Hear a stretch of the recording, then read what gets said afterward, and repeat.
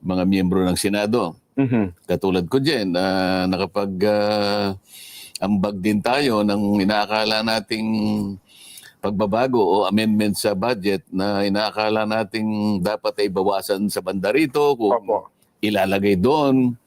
At gina-justify ko naman at lahat naman ay nabibigyan natin ng katugunan. At ang maganda, open-minded naman ang ating chairman ng Finance Committee dyan, si Opo. Senator Sherwin Gatchalian. Aha.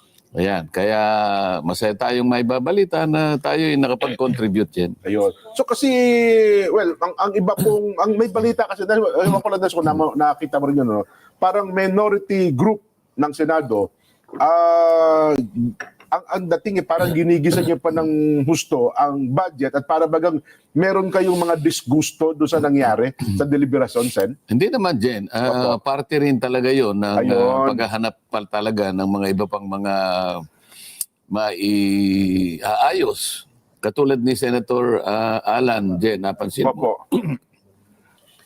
Although broad stroke yung kanyang ginawa sapagkat pinipilit niya na, halimbawa, yung aspeto ng yung stunting ba? Yung bang Yung sa mga bata ay kagutuman. ang isang bata kasi yung first 100 yung first 1,000 days kapag wala kang nagawa doon at hindi mo naayos ang kanyang paglaki, mahihirapan ka na ma-rehabilitate yun eh. Ayun pala. Kaya pinipilit nila yung first 1,000 days ay magkaroon na ng intervention ng mga ahensya ng pamahalaan na may kinalaman mula pa sa pagbubuntis nung ina hanggang siya na may panganak, no? Kukwentahin mo yun, yung 1,000. Parang kung first 1,000 days, parang 3 buwan yan, di ba? 3 taon. Tatlong taon, no? Opo. 3 taon. Opo. 365 days. Opo, times 3. So yung 3 taon na yon, very critical yung buhay ng bata. Kailangan doon pa lang ay ma-address mo na lahat ang pangangailangan. Kasi kapag yun ay nagsimulang nagmanifest yung stunting. Opo. Ayun, hindi lamang sa nagiging pandak na pandak yung bata, pati yung isip niya may problema. So kahit anong introduce mo na rehabilitation, mahirap na eh. Ayun. So mga broad aspects ang kanilang ipinalilitaw dyan. Kailan po namin naabangan yung BICAM? Sen, kasi sabi nila dapat mag-schedule na kayo ng BICAM, di ba? Mag-schedule siguro, pinag-uusapan pa kung sino yung sasama sa mga members ng minority, kung may sasama. Ng delegation. Ako naman, kung tatanungin nila, kayo na lang, sasabihin ko na, at kukunti naman tayo, so Kaya lang, huwag nyo na akong isama. Sen Jen, ang budget na higit na pinag-usapan ng mga kababayan natin nito nakaraang mga araw ay hindi yung national budget dyan eh. Kundi yung budget na pambili ng makakain nila na nagkakahalaga ng 500 pesos. Nako. Na ang sabi Viral nga yan, no? At ang sabi niyo daw, ay amyendahan na lang natin yan. Huwag na kayo kumain. Tanggalin na yung Noche Buena na yan. Ako personally, alam ko, hindi sasabihin ni Senador yun eh. Diba? Ayan, no? Alisin na lang doon yung Noche Buena dahil sa nagre-reklamo ngayon sa 500 eh. Mas maganda kayo na po siguro ang maglinaw nito, Sen. Nakikita nyo naman at pinasinag nga. Yung account na Kagawad Joey ay nagsimulang magkalat ng fake news tungkol sa akin. Na di umano'y may sinabi ako tungkol sa Noche Buena. Sa totoo lang, wala akong statement kahit ano kung ang pag-uusapan natin ay Noche Buena. At yan ay palagay ko ikinalat niya dahil naging viral yata yung sinabi ng ating DTI Secretary na yung halagang 500 pesos yata ay kasyang-kasa sa Noche Buena para sa isang pamilya. Ngayon, ay dahil hindi ko naman talaga sinabi dyan at yan naman, pilit nilang kinakalat, nakipag-ugnayan na kami doon sa CICC. Nakausap ko mismo si Yusek Aboy Paraiso. Oo, kaya yan, ay mabuti pa yung mga ganyang ahensya, madali mong makausap eh. May kinalaman kasi sa budget nila yan. Sabi ko sa kanya, dahil mas masipag ka ako kaysa sa NTC, isa sa i-discuss ko mamaya doon sa sinasabi ko sa yung nagambaga ko kung paano natin ayusin ang budget. Yung NTC kasi ay nakitaan namin ng malalaking mga problema doon sa kanilang mga biniling mga tinawag nilang modernization ng parang IT sa kanilang mismong tanggapan. Dalawang components yun. May tinatawag silang GSM monitoring at saka yung benchmark monitoring. Opo. Pero bago ko sabihin yan, kaya ko lang binabanggit yung tungkol dyan sapagkat yung parte ng budget na nakita ko sa NTC na napakalaki, na may sablay naman yung pagpapatupad ng kanilang mga programa, Opo. ilalagay ko nga sa CICC. Ito yung Cybercrime Investigation Coordinating Center. Yes po. Mas maganda ka kung dito natin ilagak para nga sugpuin yung mga ganyang mga klaseng fake news. Nasa sa ilalim po ng DICT yan, Sen. Oo, Opo. DICT. Opo. Ngayon, siguro, gagawin ko na rin sigurong magte-take advantage na ako sa pagkakataong dinidiscuss natin ito, Jen. Opo. Sige po, Sen. Para kausapin natin ang Meta. Di ba? We are reaching out to Meta and its third-party fact checkers, notably Verifiles and Rappler, that they should be vigilant and I think more proactive in monitoring fake news na kagaya nito, Jen. Talaga pong wala po akong sinabi ng kahit ano patungkol sa Noche Buena. Okay. Opo. At yan ay tatanggihan ko talaga. Wala po akong sinasabi. Ikinakalat nila, kayo pong mga kababayan natin, kailangan mag-ingat po kayo, maging vigilant din kayo. Huwag po kayong magpapaninlang, huwag po kayong magpapaligaw sa mga ganitong klaseng mga fake news. Pero ang original nag-post ba yan? Sen, nabanggit niyo yung Cap Joey? May Kagawad Joey. Yun ang Kagawad account. Joey? Yun ang account. Yun sa taas. Yun pala. Ayan. So, yun na may-ari ng Facebook account, Kagawad Joey. Ayun. Ang layunin nila, ay mailigaw nila yung kababayan natin, makapandaya, kahit na hindi ko sinabi, pipilitin nilang sa akin galing yung pananalita na yun. Tapos may kunyari pang, wait lang, totoo ba ito? Pero ipakita mo nga ulit, Direk, para, wait lang, totoo ba ito? Seryoso ka ba? May makunyari mga question mark, Sen, pero yung picture, Nandiyan na. nandun talaga. At saka kumalot na ito Opo, Kanya-kanya na ng version ito Meron pang tungkol sa Christmas bonus na pahayag nyo din daw Ewan ko, yung mga taong yan talagang mahilig mag-imbento na lang at mag-imagine kahit wala akong sinasabi. Bakit kaya palaging akong ginagamit nila dyan? Napag-usapan namin kahapon na, Sen. Kung ako pa yung walang sinasabi, ako pa yung ginagamit. Kasi Sen, parang ang pangalan niyo po ngayon phenomenal Pagka binanggit po ang Rodante Marcoleta, pag tinype mong gano'n sa parang langgam yan.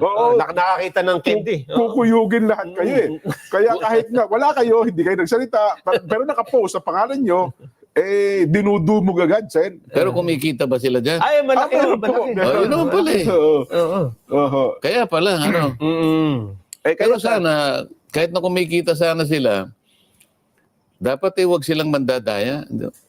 Hindi mo sila pwedeng gumawa na, halimbawa, yung sinabi ko na totoo talaga. Opo. So, hindi na nga nakapandaya, nakatulong pa para malaman ng tao yung sinabi ko, kumita pa sila. Ba't hindi na lang ganun? Ay, hindi. Kasi may tinatawag ngayon na rage bait dyan Sen, rage bait. Mas mabilis bang kumalat kung nakagagalit? Ay, opo. Ba't di nila ipaling nila doon sa nakatutuwa? Baka mas ganun. Baka mas malaki pa yung kikitain doon Alam niyo naman ang mga Pilipino, Sen, mas gusto nila yung chismis kaysa sa mga totoong bagay. Siguro kung hindi mas masarap pag-usapan. Hanggang hindi nasasampulan, Sen. Kasi ba't hindi na lang kayong dalawang gamitin nila? Walang mag-engage. Hindi naman kami sikat. Sabi niya, huyo, sino kayo? Pero ganun pa man, Sen. May pampalubag loob naman Huwag mo kayo gaano magdamdam. Ano yun? May 500 di ba? ba? Hindi, lumabas ngayon, di ba? Doon sa isang, ano ba yan, kayo po ang top 3 Oo nga. performing senator ng Oo. ating bansa. Sa survey, ano? Oo. Sa kabila nung lahat ng ginagawa sa inyong paggulapol, mga negatibong bagay, aba, sabi nga namin kahapon, first time senator, wala pang isang kalahating taon, kayo po na-appreciate ng taong bayan. Sana, ang dami nyo nalagpasan. Di ba baka fake news na naman yan?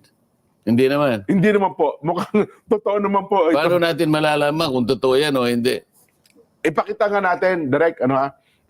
Kahapon, diniscuss na namin ni Nelson yung bagay na yan, ano ha? Yung fake news to kasi kayo mismo yung nag-post nito eh.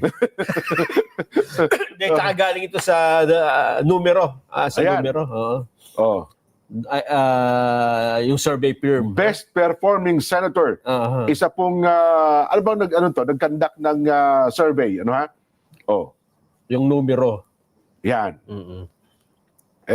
Yun naman sa ng mga pampalubaglog. Sabi nga namin kahapon, kahit na hinihila kayo, ang taong bayan po naman, na-appreciate ang Pero inyong Jen, ginagawa sa kanila. Nelson, kung Opo. halimbawa yung mga third party and independent fact checkers, Ayan, halimbawa ako, ng napakalaki Meta, ng papel niyan, Sen. Tama kayo. kung sila ay independent o kaya objective, Mm-mm. alam nila na fake news, para makatulong sila, edi maging vigilant sila tsaka proactive talaga para i-take down kagad. Para sa ganun, nasa-save nila sa pagkaligaw yung ating mga kababayan. Ba't hindi ganun ang gawin nila? Bakit meron pang fact checkers kung wala rin naman palang masyadong naiko-contribute? Parang nananatili pa rin naikakalat sa maraming mga taga-subaybay o sa mga tao. Yan nga po ang ipinagtataka natin sa no. Minsan nga, 'di ba? Minsan ang gobyerno nagreklamo na diyan, 'di ba, Nelson? Naalala mo na bakit kapag ka anti-government hindi dinadown? Pero kapag yung mga nakalipas na administrasyon sana, pero kapag minsan mga pro-government na mga minsan dinadown nila yung mga post na ganyan.